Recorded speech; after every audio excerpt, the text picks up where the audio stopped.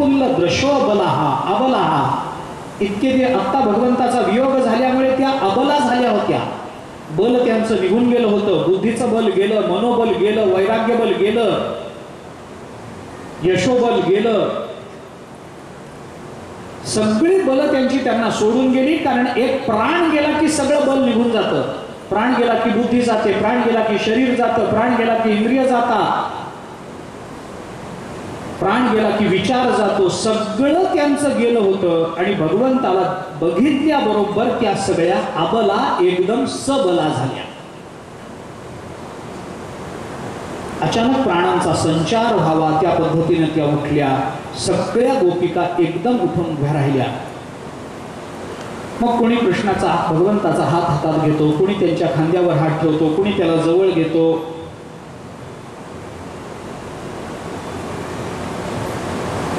त्यांच्या चरणकमलाचा आश्रय करतात.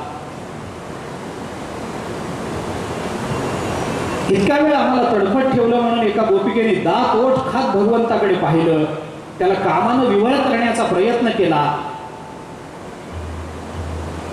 एक गोपिका अपरानिमिषदृभ्याम, आपल्या डोळ्याची पापणीही न लावू देता भगवंताकडे बघायला लागली. म्हणून गोपीगीतामध्ये एके ठिकाणी त्या गोपिकांनी हा जो ब्रह्मदेव आहे, ज्याने आम्हाला हे सगळं शरीर दिलं, त्या ब्रह्मदेवाला मूर्ख म्हटलंय. काय हा ब्रह्मदेव वेडा आहे, याला कळत नाही का? जडौदीक्षताम पक्ष्मकृदृशा. त्या गोपिकांनी देवाला सांगितलं, अरे आम्ही भगवंताला बघतो त्यावेळेला या पापण्या मध्ये मध्ये मिटतात, अचानक अशी एकदम पापडी लवते आणि तेवढाच वेळ भगवंताच्या दर्शनाला आम्ही दुरावतो. विनाकारण या मूर्ख ब्रह्मदेवाने आम्हाला दिल्या काय? पक्ष्मकृदृशा. याच्यावर कर्पात्रीने फार सुंदर भाष्य केलं, फार सुंदर भाष्य. काय भाव व्यक्त केले, त्यांच्यासारखा भक्तच ते भाव व्यक्त करू शकतो, दुसऱ्याला जमणार नाही. अति सुंदर भाव कर्पात्रीजीने व्यक्त केले. हा जड आहे बुद्धीनं, जडौदीक्षताम पक्ष्मकृदृशा. हा ब्रह्मदेव बुद्धीनं जरा जड आहे, मूर्ख आहे, कळत नाही याला पापण्या दिल्या कशाला. त्याच्यामुळे विनाकारण भगवंताच्या आमच्यामध्ये एक क्षणभराचा का होईना आपण वियोग प्राप्त होतो ना. पापणी लवली की तेवढाच वेळ भगवानच्या दर्शनापासून आम्ही वंचित होतो ना. म्हणून आपली पापणी न लवू देता अपरानिमिषदृभ्याम, हे भगवंताच्या मुखाचं पापणीही लवू न देता अवलोकन करायला लागले. मग भगवंताकडून गोपीचं सांत्वन झालं. सांत्वन झाल्यानंतर भगवान म्हणाले, ठीक आहे, तुम्हाला बरं वाटावं म्हणून आपण रास करू. म्हणून पुन्हा महारास झाला आणि महारास झाल्यानंतर ही रास पंचाध्यायीची कथा इथे संपून जाते.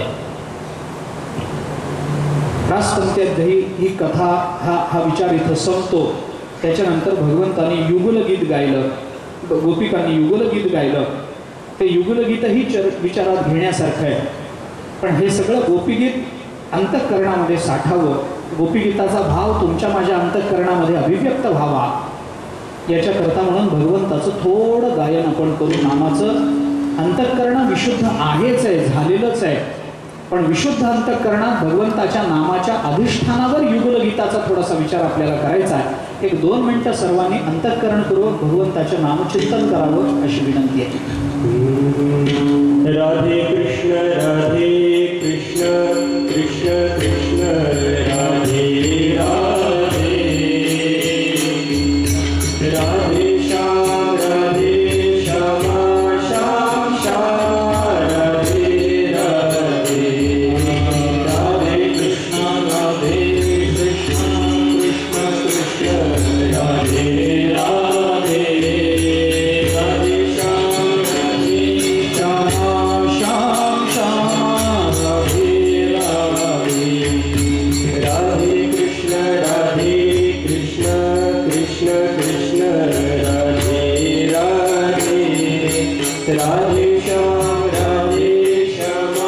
श्याम श्याम, राधे राधे, राधे कृष्ण कृष्ण कृष्ण राधे राधे.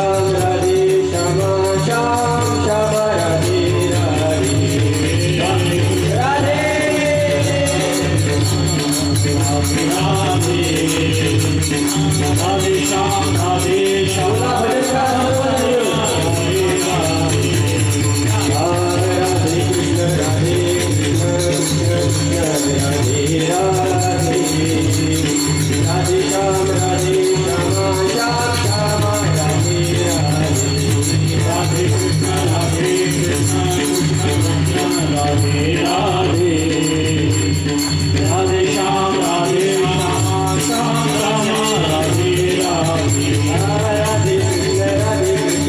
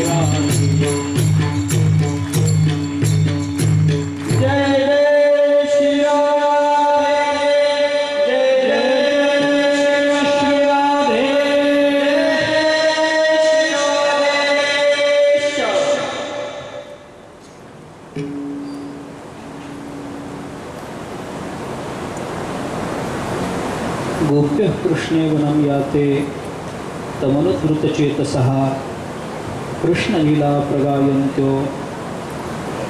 निन्युर्दुःखेन वासरान। भगवंताची रासलीला संपन्न झाली आणि या रासलीलेनंतर भगवंतांनी त्या शंखाचूडाचा उद्धार केला। शंखाचूड नावाचा एक असुर, काही ठिकाणी शंखचूड, काही ठिकाणी शंखाचूड, हा कुबेराचा अनुचर होता। एक यक्ष आहे, असुर नाही यक्ष आहे, तो कुबेराचा अनुचर होता। यमुनेच्या तीरावर भगवान श्रीकृष्णाचं चिंतन करून चिंतन करीत बेसावत झालेल्या गोपिकांना याने उचलून नेलं।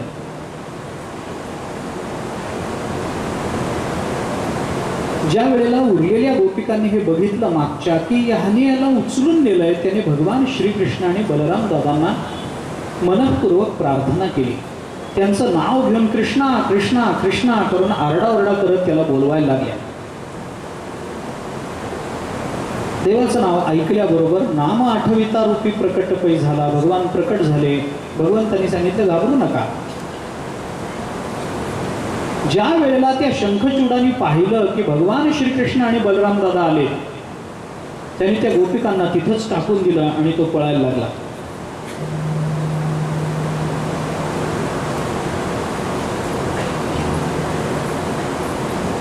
भगवान श्रीकृष्णाने पाठलाग करून त्याला पकडलं, त्याला मारलं, चूडामणी सहित त्याचं मस्तक धडावेगळं केलं। भगवान श्रीकृष्णाने त्याचं ते चूडामणी तो काढून घेतला, तो बलराम दादाला दिला आणि कायम गोपिकांच्या रक्षणाकरता म्हणून भगवान तिथे उभे राहिले। शंखचूडाची ही कथा, हा यक्ष येतो काय, गोपिकांवर आक्रमण करतो काय आणि भगवान त्यांचं रक्षण करतात काय, आणि त्या रक्षणाकरता म्हणून चूडामणी बलराम दादांना देऊन भगवान उभे राहतात काय, ही सगळी कथा कशा करता भागवतांनी सांगितली। त्याचं उत्तर इतकंच आहे की शंखचूड आला, त्याने गोपिकांना पळवून नेलं, भगवान आले, त्याला मारलं, त्याचा चूडामणी मस्तकावरचा चूडामणी सकट ते मस्तक खाली पडलं। भगवंतानी चूडामणी घेतला, बलराम दादांना दिला, आपण मात्र गोपिकांच्या रक्षणाकरता उभे राहिले। याच्यातून भागवताला हे सांगायचं आहे की व्यक्ती कोणी असो, स्त्री असो अथवा पुरुष असो, गोपिका भावानं तो राहील तर भगवान मध्ये आलेल्या चूडामणी सारख्या पवित्र आणि मूल्यवान पदार्थालाही बाजूला करतील, पण जिथं गोपी भाव आहे त्याचं रक्षण करतील। गोपी भाव आपल्या अंतःकरणामध्ये निर्माण झाला पाहिजे। आपण पहा, ज्ञानोबा तुकोबा सारखे पूर्ण पुरुष असणारे सुद्धा गोपी भावानं राहतात। ज्ञानोबा विरहिण्या गोपी भावातून प्रकट झाल्या। तुकोबारांचे अनेक अभंग गोपी भावातून प्रकट झाले। हाची नेमा आता न फिरे माघारी, बैसले शेजारी गोविंदाचे घररिघी झाले, पट्टराणी बळे वरिले सावळे परब्रह्म, गोपिका भावानी तुकोबाराय बोलतात। हा गोपी भाव प्रकट झाला। जिथं गोपी भाव आहे त्या ठिकाणी भगवान रक्षणाकरता थांबतात। नंतर शुकाचार्याने परीक्षिती राजाला सांगितलं की राजा, भगवान श्रीकृष्ण रोज एका वियोगातून गोपिकांच्या अंतःकरणामध्ये जे दुःख निर्माण झालं त्या दुःखातील एकाने गोपीगीत प्राप्त झालं, पण भगवान रोज सकाळी अरण्यामध्ये जात असत। भगवंताच्या खूप चोऱ्या वाढल्या, यशोदेवी सांगितलं रानात जात जा गाई घेऊन। भगवान रोज रानात जात असत आणि भगवान वृंदावनामध्ये गायी चारायला गेले की सगळ्या गोकुळाला भगवंताचा पुन्हा एकदा वियोग होत असत। रोज वियोगाला प्राप्त होतो त्या गोपिका। मग संतांनी वर्णन केलं त्या पद्धतीनं मग काहीतरी निमित्त शोधायचं। यमुनेवर पाणी आणायला जायचं। भरीला उलंडो निरिता करी घट, मीस पाणी याचे गोविंदाची चट, चाले झडझडा उसंतोनी वाट, पाहे पाळतोनी उभा तोची नीटो, का चाळा लावियला गोप गोपीनाथ। भगवंतानी आपल्या रूपाचा असा चाळा लावला होता की भगवान वृंदावनामध्ये गेले की गावाला सगळ्या करमायचं नाही, गाव सगळं ओस पडायचं. गाई गेल्या, गोपाळ गेले, भगवान गेले, काय करावं? मग एखादी गोपिका असायची, तिला वाटायचं आता तिथं भगवान यमुनेवर काहीतरी लीला करत असतील, बघितल्या पाहिजेत, म्हणून ती काय करायची, आपल्या घरामध्ये पाण्यानं भरलेला हंडा टाकून द्यायची, सगळं पाण्यामध्ये ओतून द्यायची जमिनीवर,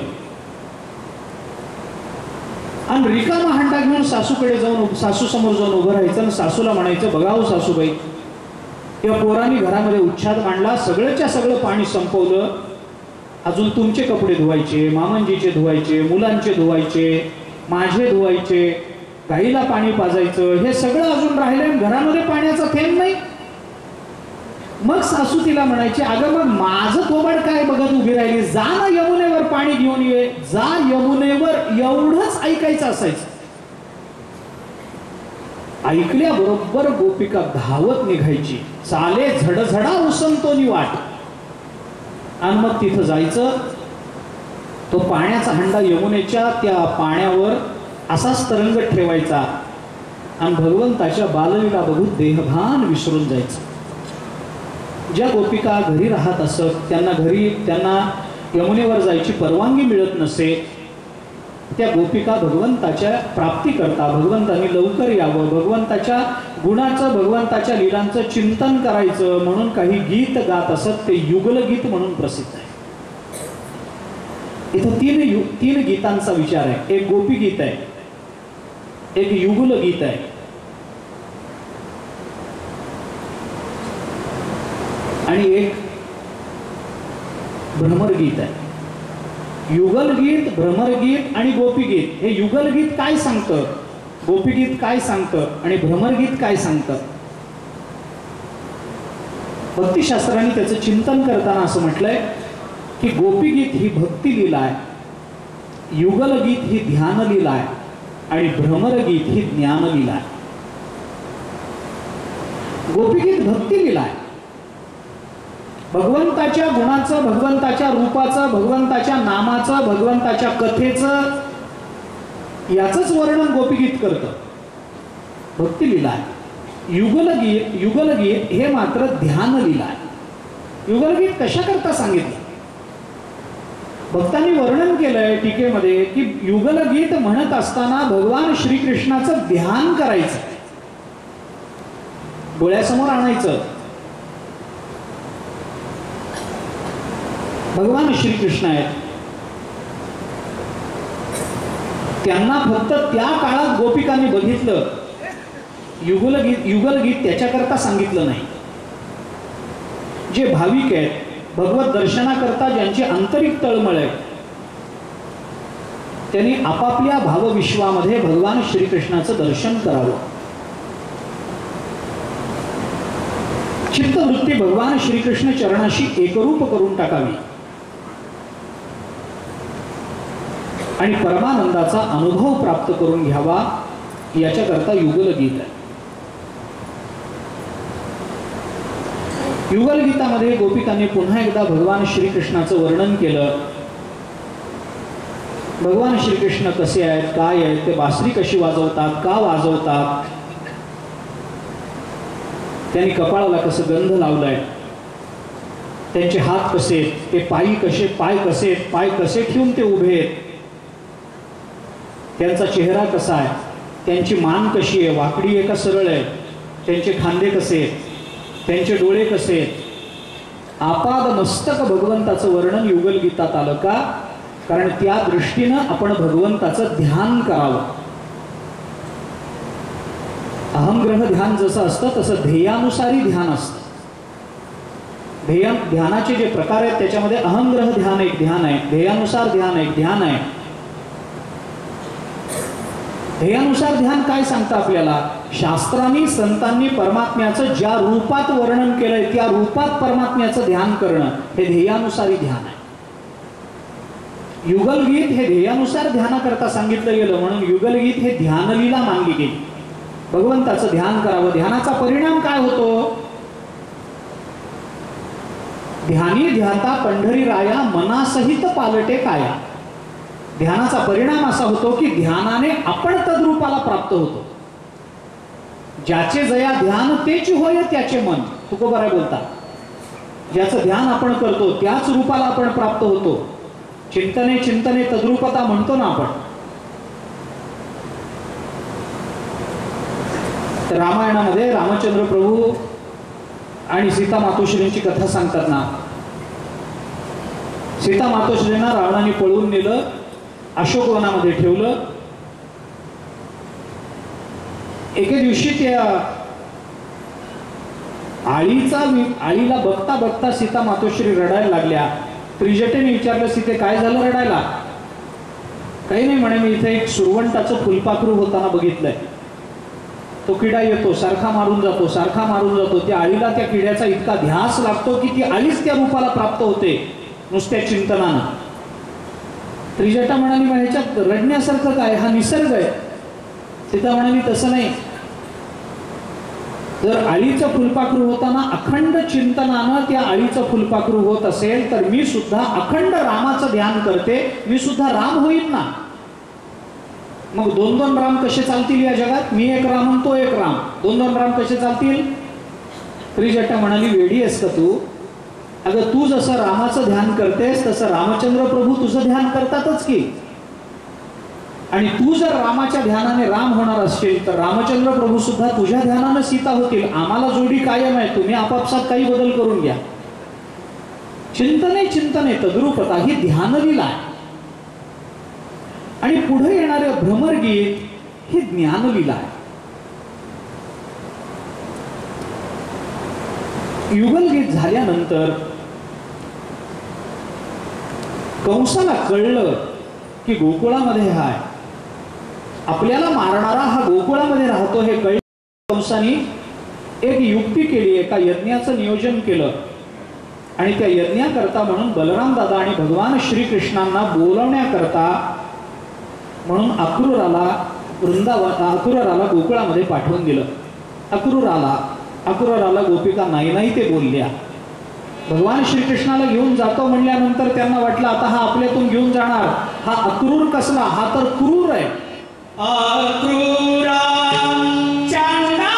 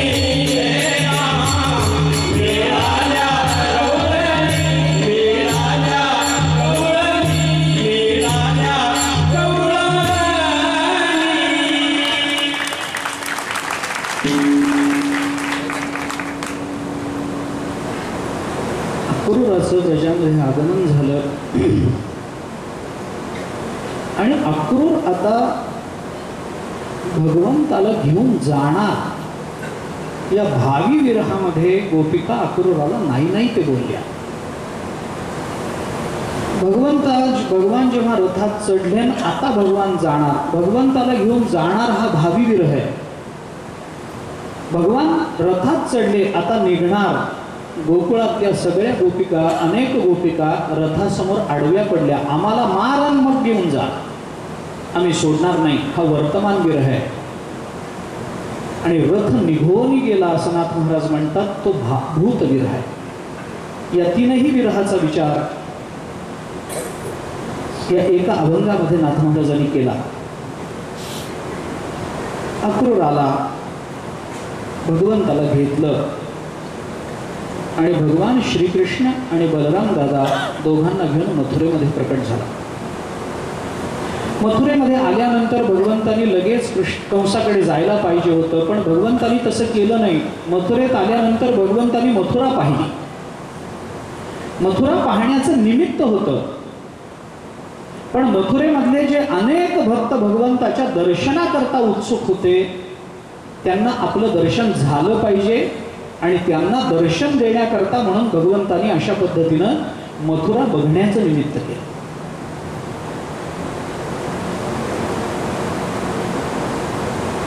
माझं दर्शन अवघड आहे. सुदुर्दर्शमिदं रूपं दृष्टवानसि मम देवाप्यस्य रूपस्य नित्यं दर्शनकांक्षिणः. असं 11व्या अध्यायाच्या शेवटी भगवद्गीतेमध्ये भगवान बोललेच आहेत. भगवंताचं दर्शन सहसा होत नाही, पण सगळ्यांना दर्शन व्हावं आपल्या भक्ताच्या निमित्तानं, आपल्या सगळ्या या मथुरेतल्या लोकांना दर्शन द्यावं या उद्देशानं भगवंतांनी मथुरा पाहिली. ध्रुव बाळाच्या बाबतीतही तसंच केलं. ध्रुव तपाला बसल्यानंतर भगवान प्रत्येक गुहेमध्ये जाऊन विचारायला लागले, माझा ध्रुव इथे आहे काय, माझा ध्रुव इथे आहे का, इथं बसला का. अनेक योगी तिथं शेकडो वर्ष बसलेले, पण भगवान प्रत्येक गुह्यामध्ये जाऊन वाकून बघायचे, माझा ध्रुव इथे आहे का, इथे आहे का. कारण काहीच नव्हतं, फक्त त्यांना एवढंच दाखवायचं होतं त्या योग्यांना की तुम्ही 100 वर्ष बसलात पण तुम्हाला प्रसन्न झालो नाही, पण त्याच्याकरता आलो हे त्यांना कळावं म्हणून प्रत्येक गुहे. नाही तर त्याला माहिती नाही काय आपला भक्त कुठं बसला. वाटेल ते त्याला कळतं ना आपला भक्त कुठं तपाला बसला एवढंच कळत नाही काय, सगळंच कळत होतं. पण मी तुमच्याकरता आलो नाही हे त्यांना कळवण्याकरता सगळ्यांना भेटून आले. देवाचं वागणंच विचित्र. दुसरा भाव व्यक्त केलाय भक्तांनी की या निमित्तानं त्यांनी शेकडो वर्ष बसले त्या योग्यांनाही दर्शन दिलं, पण दर्शन देताना सांगून दर्शन दिलं की माझ्या चिंतनाने मी तुम्हाला भेटलो नाही, माझा लाडका भक्त तुमच्या आसपास येऊन बसला म्हणून मी तुम्हाला भेटतोय. भगवंतांनी मथुरा फिरून पाहिली. त्या मथुरेमध्ये आल्यानंतर त्या अक्रूरालाही कळलं गोपिकांच्या बोलण्यातून वागण्यातून, म्हणून अक्रूरा भगवंताची खूप स्तुती केली. मथुरेत प्रवेश झाल्यानंतर भगवंतांनी पहिलं काही काम केलं असेल तर कुब्जेवर कृपा करायची ठरली होती. कुब्जेवर कृपा झाली, सुखिया माळिणीवर कृपा झाली. अनेक कृपा करत करत करत भगवान कंसाने जिथं यज्ञ केला होता त्या क्षेत्रामध्ये दाखल झाले.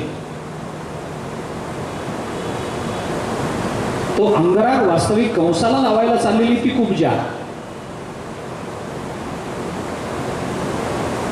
ती काही फार देखणी होती, चांगली होती नाही, उलट देखणी नव्हती, हीन राशी संतांनी वर्णन केलंय. कुरूप होती, कुबड होतं, पण कंसाकरता अंगाला लावायचं ते चंदन ते तिने भगवंताला लावून टाकलं. भगवंतानी तिचं सगळेच दोष दूर करून टाकले, तिला सौंदर्य संपन्न केलं, तिचं कुबड काढून टाकलं. ते कसं काढलं याचं वर्णन आहे भागवतामध्ये. भगवंतानी काय केलं, आपला उजवा पाय तिच्या पायांवर ठेवला आणि आपल्या बोटाने तिची हनवटी धरून फक्त असं खटकन वर ओढलं, तिचं कुबडच गेलं. मग भगवंताने तिच्या अंतःकरणातल्या सर्व इच्छा पूर्ण केल्या तिच्या घरी जाऊन. तिथून भगवान जिथे यज्ञ केला होता तिथं प्रकट झाले. कंसाने पुष्कळ पद्धतीनं भगवंताला मारण्याचा विचार केला होता, पण भगवान सगळ्या संकटातून बाहेर पडले. कोयल्यापळाचा उद्धार भगवंताने केला. त्याचा एक दात हातात धरून भगवान त्या सभेमध्ये प्रविष्ट झाले. भगवंताला ते बघितल्या, भगवंताचं ते रूप बघितल्यानंतर त्या यज्ञाकरता गोकुळातले अनेक गोप गोपिका सगळेच जमलेले होते. त्यांनी भगवंताचं ते दर्शन घेतलं. आखाड्यात भगवंताचा प्रवेश झाला आणि प्रवेश झाल्यानंतर भगवंताचं दर्शन कसं झालं याचं वर्णन भागवताने फार सुरेख केलंय. मल्लानाम अशनिर्नृणाम नरवरहा स्त्रीणाम स्मरो मूर्तिमान. भगवान तो कुवलया पिढाचा दात हातात धरून त्या सभेमध्ये प्रविष्ट झाले, आखाड्यामध्ये उतरले. मल्लानाम अशनिही नृणाम नरवरहा. कसे भगवान दिसले? त्या सभेमध्ये जे पहिलवान होते, जे मल्ल होते, त्यांना ते कठोर दिसले. नरणाम नरवरहा, सामान्य लोकांना ते राजासारखे दिसले, नररत्न दिसले. स्त्रीणाम स्मरो मूर्तिमान, स्त्रियांना मूर्तिमंत कामदेव वाटले, इतके सुंदर दिसले. गोपानाम स्वजनाम, सगळ्या गोपाळांना आपला कोणीतरी अत्यंत जवळचा नातेवाईक आला असं वाटलं. असताम क्षितिभुजाम शास्ता, जे तिथे दुष्ट लोक होते, दुष्ट राजे कंसाला अनुकूल असणारे जमा झाले होते, त्यांना शासन करणारा कोणीतरी आला बाबा, भय वाटावं असं.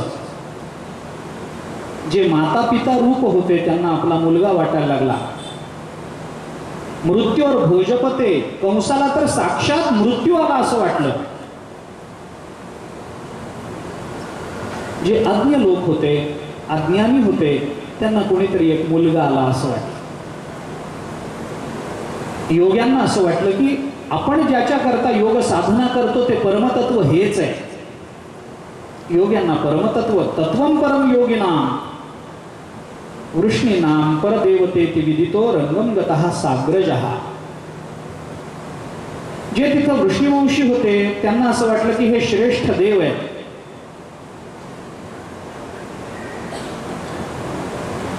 एकच परमात्मा त्या सभेमध्ये प्रविष्ट झाले. सगळ्यांना वेगवेगळ्या रूपाने वाटले आणि म्हणून मल्लानाम अशनेर नृणाम नरवरहा हे जे सगळे शब्द वापरलेत, या एका श्लोकामध्ये भागवताने नवरसाचा विचार केला. कुणाला कसे, कुणाला कसे. मल्लानाम अशनीर रौद्र रूप, नृणाम नरवरहा अद्भुत रूप, स्त्रीणाम स्मरो मूर्तिमान शृंगार, गोपानाम स्वजन, आपलाच आपल्याबरोबर कालपर्यंत खेळत होता यालाच नाही का धरून आपण आपटलं खाली त्याच्या अंगावर बसलो, हास्य. असताम क्षितिभुजाम शास्ता, वीररस. अनेक माता पित्यांना आपला मुलगाच आला असं वाटलं, वात्सल्य. मृत्यूर भोजपते, भयानक रस. सामान्यांना कोणीतरी एक नाक ओढत असलेला मुलगा वाटला, बिभत्स रस. वृष्णी नाम परदेवतेती, शांतरस. रंगमगतः साग्रजः, हा भक्तिरस. या एकूण 10 रसांचा विचार भागवताने केला. भगवान 10ही रसांनी युक्त आहे. वाटेल त्या वेळेला कोणताही रस प्रकट करावा भगवंताला शक्य आहे. भगवान तिथं आले. चाणूर मुष्टिक हे पहिल्यांदा भगवंताबरोबर मल्लयुद्ध करण्याकरता आले. भगवंताने आणि बलराम दादांनी सगळ्यांचा उद्धार केला आणि त्याच्यानंतर भगवान एकदम उडी मारून कंस जिथं सिंहासनावर बसला होता तिथं गेले. कंसाला पाडलं. त्याचा किरीट खाली पडला. भगवान त्याच्या अंगावर बसले आणि अंगावर बसल्यानंतर भगवंतानी सगळ्या पृथ्वीचा भार कंसावर घातला आणि त्या भाराखाली दबून कंस मेला.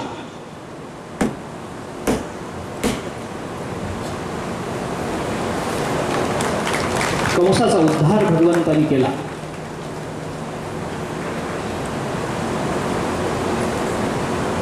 अनेकांना बरं वाटलं.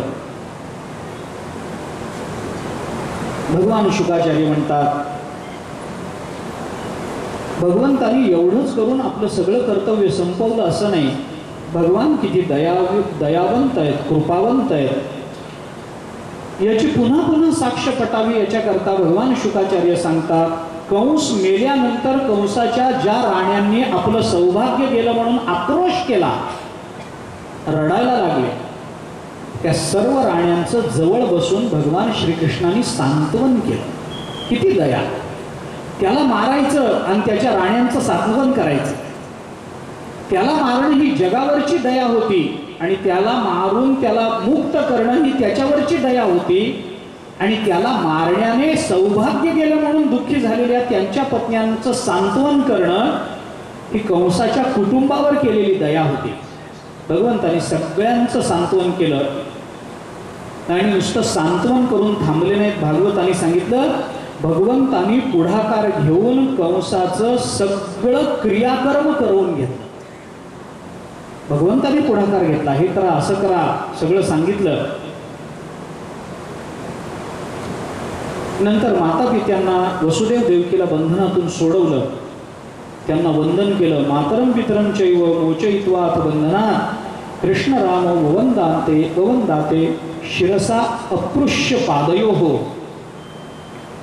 पायावर डोकं ठेवून भगवंताने देवकी आणि वसुदेवाच्या चरणांना वंदन केलं. पायाला हात लावून असं नाही केलं, ही पाया पडण्याची पद्धत नाही,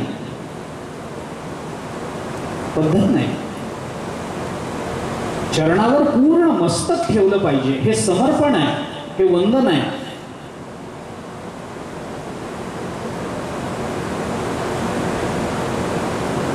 देवकी वसुदेवश्च विज्ञाय जगदीश्वरो ऋत संवन्दनौ पुत्रौ सस्वजातेन शंकितौ. वसुदेव देवकीला हे नंतर कळालं की आपल्या पोटी आलेला हा दुसरा कोणी नाही, आपण ज्याला वर मागितला होता तोच हा जगदीश्वर आहे. त्यामुळे कोणतीही शंका नव्हती की हाच परमात्मा आहे. आणि हाच परमात्मा आहे हे कळल्यामुळे वसुदेव देवकीनं भगवंताला आलिंगन दिलं नाही, फक्त हात जोडले. कारण भगवंताने त्यांच्या चरणावर मस्तक ठेवून प्रार्थना केली, नमस्कार केला. भागवतामध्ये तो कथासंदर्भ नाही तशा अर्थाने. पण हे सगळं चालू असताना एका बाजूला झाडाखाली लांब नंदबाबा आणि यशोदामाई उभे असलेलं भगवंताने बघितलं. भगवंताच्या भोवती सगळ्या गोपाळांचं कड होतं. नंदबाबाला आणि यशोदामाईला बघितल्याबरोबर भगवान तिथून तीरासारखे धावत सुटले आणि नंदबाबाला गाढ आलिंगन दिलं. कारण नंदबाबा आणि यशोदामाई दोघांनाही कळत होतं की आता हा पुन्हा गोकुळात येणार नाही, हा बाहेर पडला, आता पुन्हा गोकुळात येणार नाही. त्याचं त्यांना वाईट वाटत होतं. वसुदेव देवकीला आलिंगन देऊन झालं होतं, सोडा मिठी लपवा जगजेठी हे झालं होतं. पण नंदबाबाला आणि यशोदेला आलिंगन देऊन पूर्णत्वाला गेलं नव्हतं. कारण भगवंताच्या जवळचा सगळ्यात मोठा उपहार हा भक्ताकरता काही असेल तर भगवंतानी स्वर्ग दिला, भगवंतानी वैकुंठ दिला, भगवंतानी ज्ञान दिलं, भगवंतानी मोक्ष दिला. हा कोणताही भगवंतानी दिलेला उपहार मोठा नाही. भगवंताचं आलिंगन हाच भगवंताजवळचा सगळ्यात मोठा उपहार आहे भक्ताकरता. ही एक भेट वसुदेव देवकीला देऊन झाली होती, नंदबाबाला द्यायची राहिली होती. म्हणून तीरासारखे धावत गेले. नंदबाबा आणि यशोदामाईला आलिंगन दिलं, कारण त्यांना वियोगाचं दुःख होत होतं. आलिंगन देण्यातून भगवंतानी त्यांच्या अंतःकरणातलं वात्सल्य काढून घेतलं. आणि मी जरी गोकुळातून गेलो तरी मी सर्वत्र भरून राहिलेलो आहे याचं ज्ञान त्यांच्या ठिकाणी दिलं, स्थापित केलं. गंमत इथं आहे, वसुदेव देवकीला आलिंगन देताना भगवंतांनी त्यांचं ज्ञान काढून घेतलं आणि त्यांना वात्सल्य दिलं, आणि नंद बाबापासून दूर होताना भगवंतांनी त्यांचं वात्सल्य काढून घेतलं आणि त्यांना ज्ञान दिलं. वसुदेव देवकीला वात्सल्य देण्याचं कारण होतं की तुमच्या सारखा मुलगा पाहिजे, हे भगवंत त्यांचं मागणं होतं. आणि नंद बाबाला ज्ञान देण्याच्या मागे वात्सल्य हे जर तसंच राहिलं तर तेच वात्सल्य कदाचित दुःखाला निमित्त होतं. ते निमित्त होऊ नये याच्याकरता मीच सर्वत्र भरून राहिलेलो आहे याचं ज्ञान भगवंतांनी नंद बाबाला आलिंगन देण्यातून दिलं. आलिंगनाचा हा परिणाम आहे. हृदया हृदय एक झाले, ये हृदयीचे ते हृदयी घातले, द्वैत न मोडिता केले आपणा ऐसे अर्जुना. त्यानंतर भगवान श्रीकृष्ण आणि बलराम दादांचं उपनयन झालं. सांदीपनी ऋषींच्या आश्रमामध्ये भगवान गेले. 16 विद्या 64 कला भगवंतांनी काही दिवसामध्ये आत्मसात केल्या. 14 विद्या आणि 64 कला सगळ्या विद्या भगवंतांनी आत्मसात केल्या. भगवान श्रीकृष्ण ब्रह्म आहे, परब्रह्म आहे. सांदीपनी ऋषींच्या आश्रमामध्ये राहून विद्या ग्रहण करण्याचं त्यांना काय काम आहे? अरे तो तर विद्येचा अधिपती आहे. पण गुरुच्या आश्रमामध्ये राहून कशा करता त्यांनी या विद्येचा विचार केला, विद्येचं ग्रहण केलं? त्याचं कारण हे आहे की कोणी जरी असला तरी त्याला विद्या ज्ञान हे गुरुच्या चरणाजवळच राहून मिळवावं लागतं. हा सिद्धांत जगासमोर प्रकट करण्याकरता भगवान सांदीपनी ऋषींच्या आश्रमात गेले. नाहीतर परब्रह्म असणाऱ्या या भगवान श्रीकृष्णाला कोणत्या विद्येची कमी होती, कोणती कला त्यांच्यामध्ये कमी होती? सगळंच होतं. पण तरी सुद्धा ब्रह्मज्ञानाची प्राप्ती ही गुरुकृपेशिवाय होत नाही. गुरुतेथ ज्ञान, ज्ञानी आत्मदर्शन हे ज्ञानोबराय बोलतात. आणि गुरु ब्रह्माला देखील ब्रह्मस्वरूपाला देखील ब्रह्मज्ञान हवं असेल, विद्येच्या अधिपतीला जरी विद्या मिळवायची असेल तर गुरुकडेच गेलं पाहिजे. गुरुम एव अभिगच्छेत समित पाणी ही श्रोत्रियम ब्रह्मनिष्ठम, याच्यातल्या एवकाराचं प्राबल्य जगाला कळावं याच्याकरता भगवान सांदीपनी ऋषींच्या आश्रमात राहिले, विद्या ग्रहण केल्या. त्यानंतर उद्धव गोकुळामध्ये आल्याचं वर्णन आहे. गोपिकांनी त्याला गराडा घातला, विविध प्रश्न विचारले. उद्धवाच्या अंतःकरणामधला भक्तीचा अभिमान या निमित्तानं भगवंतांनी दूर केला. उद्धवाचा संवाद झाला. त्या संवादातून गोपिका भ्रमराला बोलल्या, पण ते लागू पडलं सगळं उद्धवाला. उद्धवाला खूप बोलल्या त्या गीतातून. भ्रमर गीत संपन्न झालं. त्यानंतर भगवान तिथून कुब्जेच्या घरी गेले, तिथून अक्रूराच्या घरी गेले. अक्रूर तिथून निघून हस्तिनापुराला आला. भागवताचा 10म स्कंधातला पूर्वार्ध इथे संपतो, उत्तरार्धाला प्रारंभ होतो. भगवंतांनी त्यानंतर जरासंधाचं, पांडवांना निमित्त करून जरासंधाबरोबर भीमाचं युद्ध करवलं, जरासंधाशी युद्ध करवलं. द्वारकेची निर्मिती झाली. जरासंधाला मारलं पुढं, पण भगवान जरासंधाबरोबर लढले. प्रत्येक युद्धामध्ये जरासंध जिंकला. प्रत्येक वेळेला भगवंताला त्यांची द्वारका सोडून पळून जावं लागलंय. आणि त्यांचं पळून जाणं हे सुद्धा जगताला काही शिकवण्याकरता होतं. रणांगणातून पळून गेले म्हणून त्यांना रणछोड राय असं म्हणतात. पण त्याचेही काही हेतू होते. कालयवन उन्मत्त झाला होता. कालयवनाबरोबर युद्ध केलं. कालयवनाला घाबरल्याचं नाटक केलं. पळायला लागले. कारण मुचकुंदाच्या हातून कालयवनाला मारायचं होतं. मुचकुंद राजा देवाला युद्धामध्ये त्याने मदत केली. खूप थकला. म्हणून विजय मिळाल्यावर देवाने त्यांना विचारलं काय हवं. त्यांनी सांगितलं काही नाही, खूप थकलो, झोप पाहिजे, भरपूर दिवस झोपण्याचा वर द्या.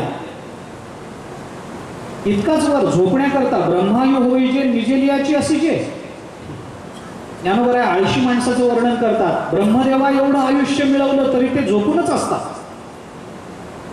पण मुचकुंदाची झोप वेगळी होती. मुचकुंदाने प्रार्थना केली, जो कोणी मला झोपेतून उठवेल त्यालाकडे रागाने बघितल्याबरोबर त्याने भस्म व्हावं. भगवंताला हे माहिती होतं. भगवान पळत पळत मुचकुंद राजाच्या गुहेमध्ये झोपले होते, तिथं आले, त्यांच्या अंगावर आपलं उत्तरीय टाकलं, अंधारात लपून बसले. कालयवन आला, उत्तरीयावरून हाच देव आहे असं वाटलं, अपराध केला. मुचकुंद राजाने बघितल्याबरोबर कालयवनाचा उद्धार झाला. तिथून भगवान पुन्हा द्वारकेमध्ये आले आणि द्वारकेमध्ये आल्यानंतर बलराम दादाचा विवाह झाला. बलराम दादाचा विवाह झाल्यानंतर भगवंताच्या सुद्धा विवाहाचा विचार होता, परंतु तो विवाह तशा अर्थाने भागवतांनी सांगितला नाही. परीक्षितीनं विचारलं भगवान शुकाचार्यांना, महाराज, आम्ही असं ऐकून आहोत की भगवान श्रीकृष्णाने रुक्मिणी मातेबरोबर राक्षस विधीनं विवाह केलाय. विवाहाचे अनेक प्रकार आहेत, त्याच्यामध्ये राक्षस विधी एक विवाह आहे. पळवून आणून, जबरदस्तीनं पळवून आणून विवाह करणं. भगवान श्रीकृष्णाने पळवून आणून विवाह केला, राक्षस विधीनं विवाह केला असं आम्ही ऐकलं होतं. ते आम्हाला जरा नीटपणाने सांगा, सविस्तर सांगा. कारण ते रुक्मिणी मातेला पळवून आणायला गेले त्यावेळेला अनेकांनी भगवान श्रीकृष्णांना पकडून मारण्याचा प्रयत्न केला. त्याच्यामध्ये जरासंध होता, शाल्व होता, या सगळ्यांना पराजित करून भगवंतांनी रुक्मिणी मातेला कसं पळवून आणलं हे सांगा. हे सांगितल्यानंतर भगवान शुकाचार्याने परीक्षित राजाला भगवंताचा हा विवाह सांगण्याला प्रारंभ केला. राजा आसीत भीष्मको नाम विदर्भाधिपतिर्महान तस्य पंचाभवन पुत्रः कन्यैकाच वरानना. विदर्भ देशामध्ये भीष्मक नावाचा राजा होता. त्याला 5 मुलं आणि 1 मुलगी होती.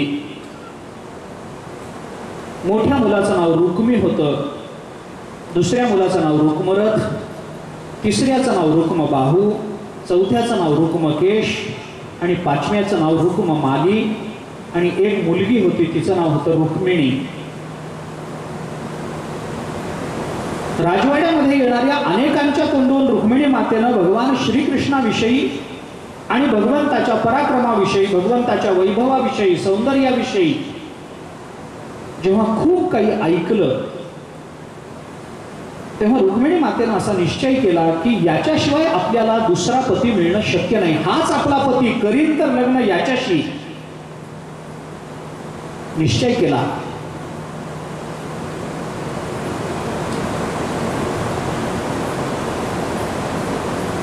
रुक्मी सोडून रुक्मिणीचे जे 4 भाऊ होते त्यांनाही असं वाटत होतं की भगवान श्रीकृष्णाविषयी आपण ऐकून आहोत, याच्याबरोबर संबंध आला तर बरं होईल, आपली बहीण त्यांना द्यावी. पण शिशुपालाच्या संगतीमध्ये राहिल्यामुळे रुक्मी हा भगवान श्रीकृष्णाचा द्वेष करत होता. त्याला असं वाटत होतं की आपली बहीण आपण शिशुपालाला द्यावी, तो पराक्रमी आहे, तो मोठा, हा गवळ्याचा मुलगा आहे, याला काय म्हणून आपली बहीण द्यावी. विवाह होताना तो बरोबरीमध्ये व्हावा असं शास्त्र आहे. एक श्रीमंत एक गरीब असा विवाह होत नाही. ययोरेव समम वित्तम ययोरेव समम श्रुतम तयोर विवाह सख्यंच न पुष्टा विपुष्टयो. द्रुपद राजाच्या मुखामध्ये हे शब्द आहेत महाभारतामध्ये. द्रोणाचार्य जेव्हा द्रुपदाकडे काही मागायला गेले त्यावेळेला द्रोणाचार्यांना अपमान करून द्रोणाचार्यांचा द्रुपद राजाने त्यांना हे सांगितलंय, कसला सख्य भाव सांगतोस तू. न दरिद्रो वसुमतो ना विद्वान विदुष्य सखा न शूरस्य सखा क्लीबहा सखी कुर्वन् किमिच्छते ययोरेव समम वित्तम ययोरेव समम श्रुतम तयोर विवाहो सख्यंच न पुष्टा विपुष्टयोः.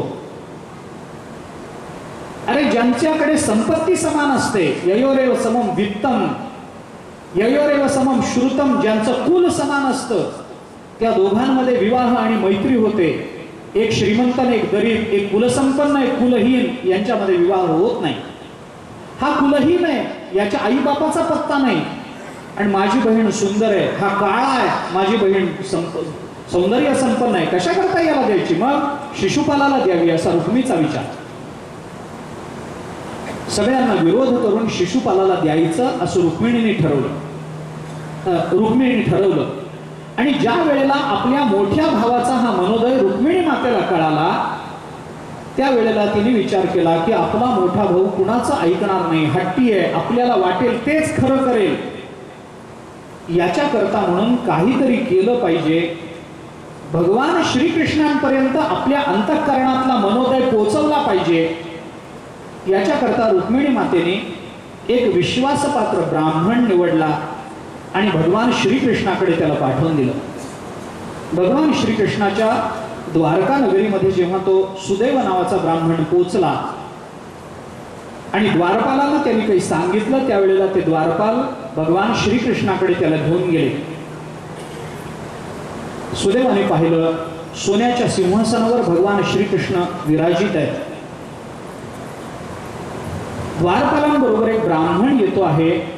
त्याच्या चेहऱ्यावरचं विद्येचं तेज, त्यांनी केलेली साधना, त्याच्या हालचालीवरून त्याची ज्ञानरूपता हे बघितल्याबरोबर भगवान श्रीकृष्ण सिंहासनावरून खाली उतरले. त्याला सिंहासनावर बसवलं.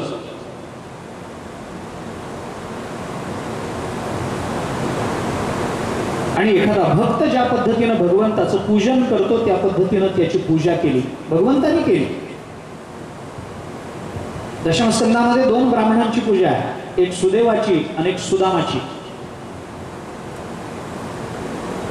हे दोघेही सु आहेत म्हणून भगवान पूजतात. त्याचं पूजन केलं सुदेव ब्राह्मणाचं, त्याला भोजन दिलं, त्याला विश्रांती करवली आणि विश्रांती झाल्यानंतर भगवान त्याच्या जवळ गेले. भागवताने वर्णन करताना फार चांगलं केलंय. भगवान त्याच्याजवळ गेले, पण कोणते भगवान गेले याचं वर्णन करताना तम भुक्तवंतम विश्रांतम उपगम्यम सतांगतीही, भागवत म्हणतं संतांचं आश्रयस्थान असणारे भगवान त्याच्याजवळ गेले. याच्या मागे काही हेतू आहे, याच्या मागे काही भाव आहे. असं असतं. भगवान शुकाचार्य ही कथा सांगतायत. संत जेव्हा एखाद्या विशेषणाचा वापर करतात त्यावेळेला त्या विशेषणामधून त्यांना प्रकृत चालू प्रकरणातून विशेषत्वानं असं काहीतरी सांगायचं असतं, म्हणून त्या विशेषणांचं नियोजन असतं. कुठली विशेषणं कुठेही वापरून चालत नाही. त्या विशेषणांमधून त्यांना काही प्रकट करायचं असतं. आणि भगवंताने सुदेवाला विचारलं, नुसतं विचारलं नाही, पाणीनावी मृशन त्याचे पाय दाबले आणि पाय दाबून अत्यंत शांतपणानं भगवंताने त्याला विचारलं, कच्चित द्विजवर श्रेष्ठ धर्मस्ते वृद्धसम्मतः वर्तते नातिकृच्छ्रेण संतुष्ट मनस सदा. भगवंताने त्याला विचारलं, आपलं मन नेहमी संतुष्ट असतं ना? कारण धर्मशास्त्र असं सांगतं की क्षत्रिय असणाऱ्या राजांनी कधीही संतुष्ट असू नये आणि ब्राह्मणांनी कायम संतुष्ट राहिलं पाहिजे. राजा जर संतुष्ट झाला तर आजूबाजूचे लोक त्याला त्रास देतात. म्हणून राजांनी इतर राजांना हे दाखवलं पाहिजे की माझ्या राज्याने मी संतुष्ट नाही, तुमचंही राज्य मला मिळवलं पाहिजे. आणि हा धाक निर्माण झाला तरच तो चांगलं राज्य करू शकतो.